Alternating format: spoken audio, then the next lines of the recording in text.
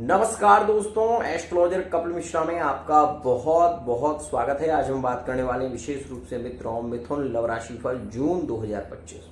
जून का महीना मिथुन राशि के लिए कैसा रहने वाला है। तो मित्रों सबसे पहले आप ये देखें कि मिथुन राशि के स्वामी हैं बुध, और वर्तमान में जो बुध चल रहे हैं वो विशेष रूप से वृषभ राशि में है, क्योंकि 23 मई तक बुध का योग विशेष रूप से 23 मई से बुध वृषभ राशि में आ चुके हैं। साथ ही आपको मैं ये भी बता दूं कि सूर्य का प्रवेश आप ये देखेंगे कि 15 मई के बाद यहां पर सूर्य का प्रवेश हो जाएगा आपके द्वादश स्थान में, ठीक है ना। अब आप ये देखें कि यहां पर सूर्य और बुध जो दोनों ही ग्रह हैं ये आपकी कुंडली के 12वें भाव में। साथ ही यहां पर ये समझने की आपको जरूरत रहेगी कि गुरु आपके लग्न स्थान में है। लिविंग रिलेशनशिप के लिए यह समय आपके लिए ज्यादा अनुकूल होगा 31 मई 2025 से, क्योंकि यहां पर शुक्र का प्रवेश हो जाएगा मीन राशि से। अब यहां पर आप ये जान लें कि मैं यहां पर आपको जो बता रहा हूं वो बहुत ही खास स्थिति है। क्या कि मित्रों शुक्र जो है वो आपके आय स्थान में बैठे हुए हैं और शुक्र आय की वृद्धि करेंगे इस समय में। अगर आप जॉब को लेकर परेशान हो रहे थे, अगर आप विशेष रूप से अपने कामकाज को लेकर परेशान हो रहे थे, तो शुक्र का यहां पर प्रवेश आपके लिए ज्यादा लाभकारी। साथ ही यहां पर आप ये भी समझ लें कि यह वो समय है जो आपको कहीं ना कहीं आप ये चीज नोटिस करें ना कि आपके रिलेशन में प्रेम में नजदीकियों को ज्यादा बढ़ाने वाला है। यह समय आप ये अनुभव करेंगे कि लिविंग रिलेशनशिप में प्रेम ज्यादा बढ़ेगा, पार्टनर आपसे खुद मिलने की कोशिश करेगा।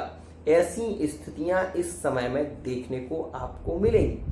मतलब जून के महीने में विशेष रूप से आप ये देखेंगे कि द्वादश स्थान में सूर्य और बुध की युति, यहां पर सूर्य और बुध जो युद्ध बैठे हुए हैं, ये द्वादश स्थान में वृषभ राशि में जब सूर्य बैठते हैं 12वें भाव में, तो आपके खर्चे जरूर बढ़ेंगे और स्वास्थ्य पर आपको विशेष ध्यान देना होगा। इस बात का ध्यान देना। पाचन तंत्र से संबंधित यहां पर आपको समस्याएं हो सकती हैं। खुजली इन्फेक्शन की स्थितियां भी केंद्रित हो सकती हैं। साथ ही साथ यहां पर लंबी यात्राएं आपकी सुखद और समृद्धशाली रहने वाली है। इस बात का ध्यान रखना। मिथुन राशि के लिए सबसे अच्छा क्या है वो समझें। यहां पर गुरु का प्रवेश होने से लव मैरिज की स्थितियां 100% केंद्रित होने लगेंगी।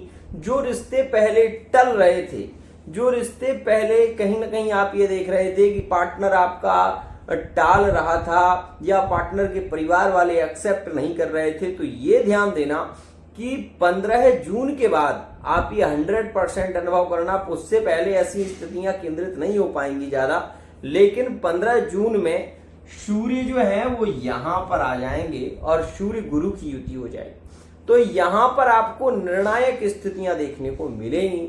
आप ये देखेंगे कि जो पार्टनर आपके पक्ष में बात नहीं कर रहा था, वो व्यक्ति आपके पक्ष में बात करेगा। साथ ही साथ आपके संबंधों में सामंजस्य बढ़ेगा। मान लीजिए आप कोई भूमि लेना चाहते थे, वो वर्तमान के समय में आपको नहीं मिल पा रही, या फिर कोई ऐसी चीज जो आप उसको बहुत ज्यादा लाइक कर रहे हैं, पसंद कर रहे हैं, वो आपको इस समय में नहीं मिल रही है। लेकिन 15 जून के बाद वो स्थितियां आपके अनुकूल होने लगेंगी। इस बात का विशेष ध्यान देना मित्रों। वहीं मैं आपको ये भी बता दूं कि आप इस चीज को नोटिस कर लेना कि आने वाला जो समय है वो आपके लिए 100% लकी साबित होगा। कैसे, अवश्य सुने मित्रों। मंगल आपके दूसरे भाव में बैठे हुए हैं। ये मंगल आपके लिए थोड़े हानिकारक है। क्या कि मंगल के कारण दूसरा भाव वाणी का होता है, और वाणी के भाव में मंगल का होना ज्यादा अच्छा नहीं होता। ये बात ध्यान देना, क्योंकि कड़वा सच बोलता हूं। हो सकता है कि आपको मेरी वीडियो पसंद ना आए, हो सकता है आप पूरा ना देखें तो कोई बात नहीं है, लेकिन मैं वही कहूंगा जो है सच, और वो घटनाएं आपके साथ में आगे होंगी तो फिर रोगे, सीधी सी बात है। इस बात का ध्यान देना कि जून के महीने की 4 तारीख, 12 तारीख और 18 तारीख में ऐसे योग रहेंगे जिनमें आपको सावधान रहने की जरूरत है। इन दिनों में आपके ब्रेकअप हो सकते हैं, इस बात का विशेष ध्यान देना। मित्रों, यह मंगल जो बैठे हुए हैं, ये मंगल हानिकारक है, खासकर पिता के स्वास्थ्य, माता पिता के स्वास्थ्य के लिए एक अच्छे नहीं है। और पार्टनर से इसमें क्या होता है कि मंगल दूसरे भाव का यदि आपकी कुंडली में भी है या फिर आप मंगली हैं, तो ऐसी स्थिति में आप ये जान लेना कि मंगल अकारण चीजों को उलझा देगा।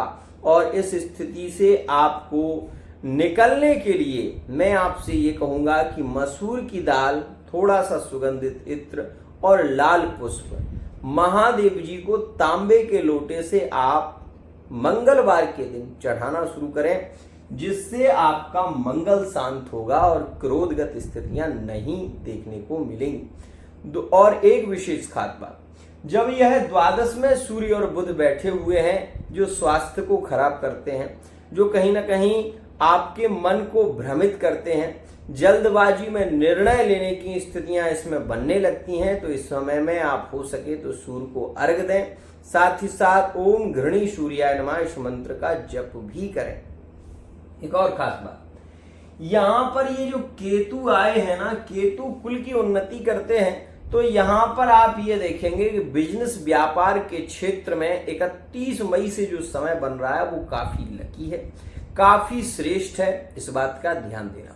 अगर आपकी जॉब छूट गई है, आप मिथुन राशि के हैं, जॉब के लिए दर दर आप परेशान हो रहे हैं, तो मई के महीने की 31 तारीख के बाद आपकी समस्या का समाधान होने लगेगा। नए व्यापार के लिए भी अच्छा है, और अगर आप एक व्यापारी हैं तो ये समय आपके लिए गोल्डन चांस है। ये बात जरूर ध्यान देना, सूर्य बुध के द्वादश स्थान में होने से अकारण खर्चे बढ़ते हैं और वो बीमारियों में ज्यादा खर्च होते हैं, ध्यान रखना।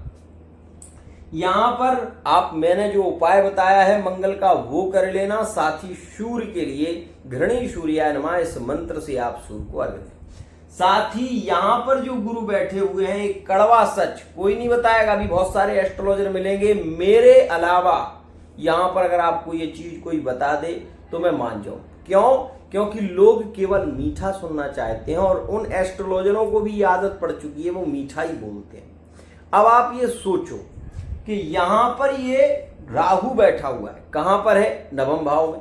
नवम भाव से राहु की दृष्टि पंचम भाव में, पंचम भाव से राहु की दृष्टि यहां से लग्न स्थान, यदि इसको नवम से लग्न पर, लग्न से पंचम पर, दृष्टि तो अनुकूल नहीं है ना, आप भी समझ रहे होंगे, अनुकूल दृष्टि नहीं होती राहु की, लेकिन यह राहु गुरु चांडाल दोष भी बनाता है, इस बात का विशेष ध्यान देना। और ये चीज कोई नहीं बताएगा, ये मैं कह रहा हूं, क्योंकि आज के समय में लोग अपने स्वार्थ को सिद्ध करना चाहते हैं, दूसरे को नहीं।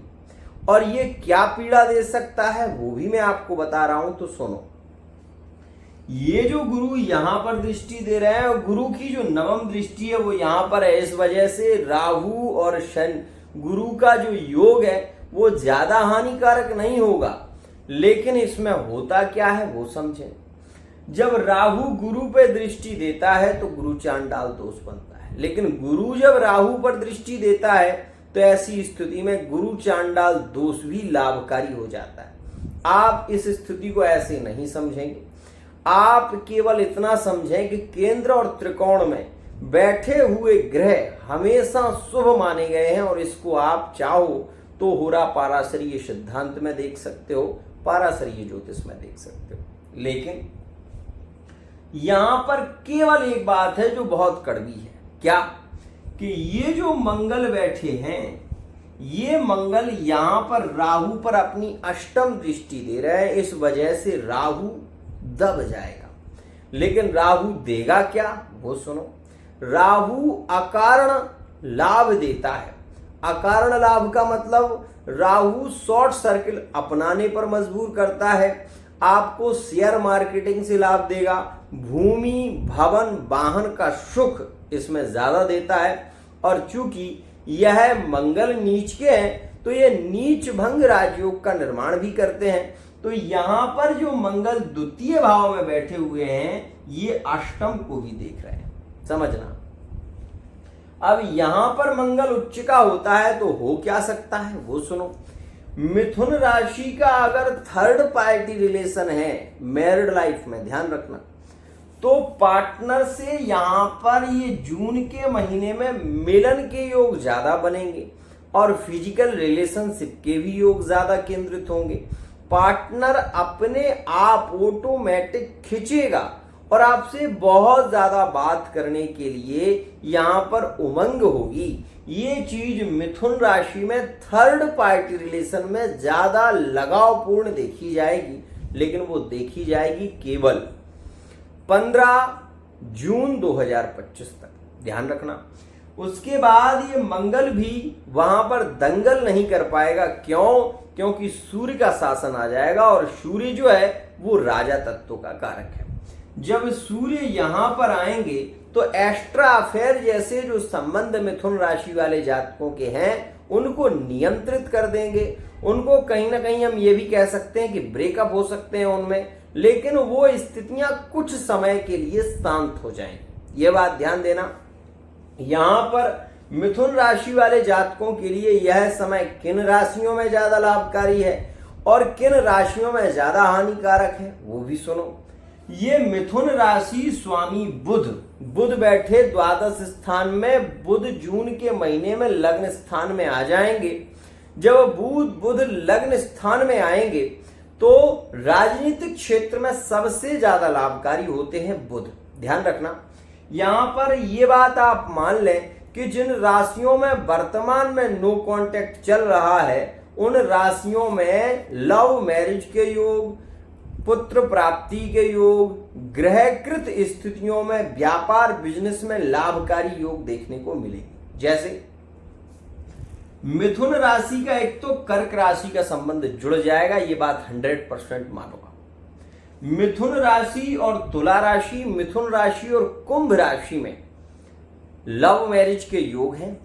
और ये भी ध्यान रखें कि आप ये समझ लें कि तुला राशि और मिथुन राशि में संतान प्राप्ति के योग है, ये ध्यान रखना। तुला राशि और मिथुन राशि में संतान प्राप्ति के योग ज्यादा देखने को मिलेंगे। यहां पर इस बात का विशेष ध्यान देना कि यहां पर जो शनि बैठे हुए हैं, शनि की जो तीसरी दृष्टि है वो विशेष रूप से द्वादश भाव पर है। मिथुन राशि वाले जातक यदि विदेश जाना चाहते हैं या विदेश में उनका कोई पार्टनर है जिसे उन्होंने बहुत ज्यादा प्रेम किया है, तो यहां पर आप ये भी देखेंगे कि वो पार्टनर आ सकता है या फिर आप विदेश जा सकते हैं। ऐसी स्थितियां भी यहां पर देखने को मिलेगी। एक और खास बात, अब यहां पर आप ये भी समझें कि ये जो मंगल हैं ये तो अपनी दृष्टि दे चुके, लेकिन यहां से जो शनि बैठे हुए हैं, शनि की जो विशेष रूप से दशम दृष्टि होगी वो यहां पर होगी। हो गया ना सप्तम भाव बाधित, क्या समझे?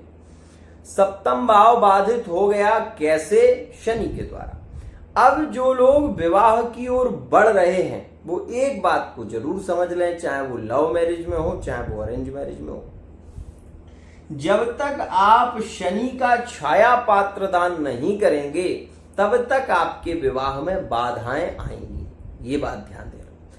तो इसके लिए छाया पात्र का दान कर दें।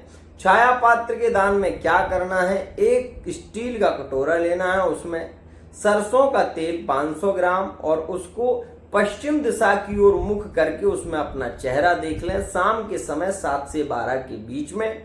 उसके बाद में वो कटोरा का जो तेल है वो किसी सीसी में भरकर आप या तो किसी शनि मंदिर के जो आसपास में गरीब लोग बैठे रहते हैं या तो उनको दे दें, या फिर आप उसको पीपल की जड़ में विसर्जित कर दें। तो ऐसा करने से आप ये 100% मानना कि शनि का जो अशुभ प्रभाव है वो शांत हो जाएगा। ये बात ध्यान देना। बाकी जिनके विवाह हो चुके हैं उनके लिए कारक क्षेत्र में 100% सफलता के कारक शनि बनेंगे। ये बात ध्यान देना। शनि की यहां से सप्तम दृष्टि कन्या राशि पर होगी। यहां ये शनि थोड़े हानिकारक भी हैं। क्या है हानि? कि यहां से शनि जब चतुर्थ पर दृष्टि देंगे, यहां कन्या राशि है, तो इस बात का ध्यान देना कि माता पिता के स्वास्थ्य को ये थोड़ा पीड़ित भी करते हैं, इस बात का ध्यान देना। अगर आप मिथुन राशि के हैं तो आपको थोड़ा ध्यान देना चाहिए। खासकर आप अपने माँ के पक्ष में, पिता के पक्ष में रहें, माता पिता की सेवा करें। आप ये देखेंगे कि आपके लिए यह समय सबसे ज्यादा लकी, सबसे ज्यादा अनुकूल हो जाएगा। एक और खास बात, थर्ड पार्टी रिलेशन में मिथुन राशि से संबद्ध कौन सी राशियां इस समय में ज्यादा दिखाई देगी? तो मिथुन कर्क थर्ड पार्टी रिलेशन में ये राशि देखने को मिलेगी। मिथुन राशि और विशेष रूप से आप ये भी देखेंगे कि अगर थर्ड पार्टी रिलेशन धनु राशि में है तो ये समय इनके लिए ज्यादा लकी होगा। धनु और मीन के संबंध थर्ड पार्टी रिलेशन में ज्यादा मजबूत देखे जाएंगे, ध्यान रखिएगा। मैं केवल इतना कहना चाहता हूं कि यदि आप मिथुन राशि के हैं तो ये तो आप जान लो कि विवाह में जो बाधित ग्रह शनि है वो आपके लिए पूर्ण योगकारी नहीं हो सकता, और ये विश्व का कोई एस्ट्रोलॉजर नहीं कह सकता, क्योंकि आज के समय में एस्ट्रोलॉजर जो है ना वो केवल मीठी गोलियां देना जानते हैं, इससे ज्यादा कुछ भी नहीं। आपको ये पता हो कि सूर्य जब 12वें में जाएगा तो मान सम्मान की हानि भी करता है, और मैं यही आपसे बार बार कहना चाहता हूं कि यदि आप मिथुन राशि के हैं तो ये कड़वा सच है, आपको थोड़ी सावधानी और सतर्कता से रहना होगा। यदि आप थर्ड पार्टी रिलेशन में भी हैं तो भी ये जानना कि पैसे की लालच में व्यक्ति आपको ब्लैकमेल कर सकता है, आपकी फिल्म बना सकता है, आपको कहीं ना कहीं आपको सामाजिक स्तर में बेइज्जत कर सकता है। तो इस बात का विशेष ध्यान देना। जो लोग सोशल मीडिया से जुड़े हुए हैं, जो लोग ये विश्वास कर रहे हैं कि उनका पार्टनर उन्हें धोखा नहीं देगा और वो बहुत पैसे वाले हैं, तो ये बात भी ध्यान रखें, पैसा आपका रखा रह जाएगा, सम्मान खत्म हो जाएगा, जिंदगी नरक हो जाएगी, ध्यान रखना। आज के लिए इतना ही, केवल इतना कहना चाहता हूं कि समस्या है तो समाधान मिलेगा, आपको सच्चा ज्ञान मिलेगा। एस्ट्रोलॉजर कपिल मिश्रा यहां पर वही बताता हूं जो होता है खास, जो होता है आपके लिए। मेरा मंतव्य ये नहीं है कि मुझे दूसरों को लुभाना नहीं है, मैं वो कहता हूं जो है कड़वा सच। आपको पता है मिथुन राशि के ब्रेकअप मार्च के महीने में ज्यादा हुए हैं। आपको ये पता है कि मिथुन राशि वाले जातक ज्यादा पीड़ित देखे गए हैं 2024 में, और नवंबर और दिसंबर के महीने में 16 दिसंबर के बाद भी मिथुन राशि के ब्रेकअप ज्यादा देखे गए। यहां पर ये बात आप मान लें कि मिथुन राशि के संबंध जुड़े भी हैं, और ये स्थिति रही है 4 अप्रैल 2025 के बाद। थोड़े रिलेशन जो पहले टूट गए थे वो जुड़े भी हैं, लेकिन आप ये जानिएगा कि यहां जो